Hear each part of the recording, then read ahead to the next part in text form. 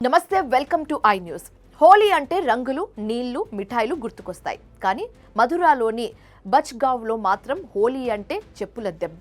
వినడానికి వింతగా ఉన్నా ఇక్కడ ప్రజలు ఒకరిపై ఒకరు చెప్పులు విసురుకుంటూ హోలీ జరుపుతూ ఉంటారు. గత 150 ఏళ్లుగా సాగుతున్న ఈ వింత ఆచారం వెనుక ఒక విరోచిత చరిత్ర ఉంది. బ్రిటిష్ అధికారుల అహంకారాన్ని అణిచివేయడానికి మొదలైన ఈ జూతా చప్పల్ మార్ హోలీ విశేషాలు ఇప్పుడు చూద్దాం. బ్రజ్ భూమిలో హోలీ అంటేనే ఒక వింత, ఒక సంబరం. లత్మార్ హోలీ, కపడా ఫాడ్ హోలీ గురించి మనం వినే ఉంటాం. కానీ మధురా జిల్లాలోని బచ్గావ్లో జరుపుకునే హోలీ రూటే వేరు. ఇక్కడ రంగుల కంటే చెప్పులకే ఎక్కువ ప్రాధాన్యత ఉంటుంది. ధూళేటి రోజున ఊరంతా ఒక్కచోట చేరి ఒకరిపై ఒకరు చెప్పులు, బూట్లు విసురుకుంటూ ఈ పండుగను జరుపుకుంటూ ఉంటారు. ఈ వింత ఆచారానికి సుమారు 150 ఏళ్ల చరిత్ర ఉంది.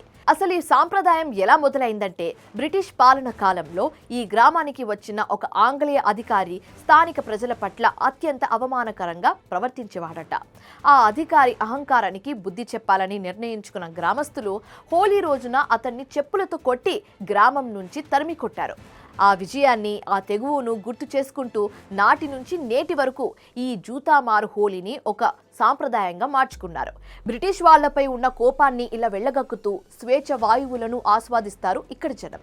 ఈ హోలీలో పెద్దలు, పిల్లలు అనే తేడా లేకుండా అందరూ ఉత్సాహంగా పాల్గొంటారు. గ్రామస్తులు 2 వర్గాలుగా విడిపోయి ఒకరిపై ఒకరు చెప్పులను వర్షంలా కురిపిస్తారు. ఈ ప్రక్రియలో ఎవరికీ కోపం రాదు సరే కదా. ఇది తమ ఐక్యతకు, పూర్వీకుల పోరాట పటిమకు నిదర్శనమని గర్వంగా చెప్పుకుంటూ ఉంటారు. ఎవరికైనా చెప్పు దెబ్బ తగిలితే అది కృష్ణుడి ప్రసాదంగా భావించి సంతోషిస్తారు.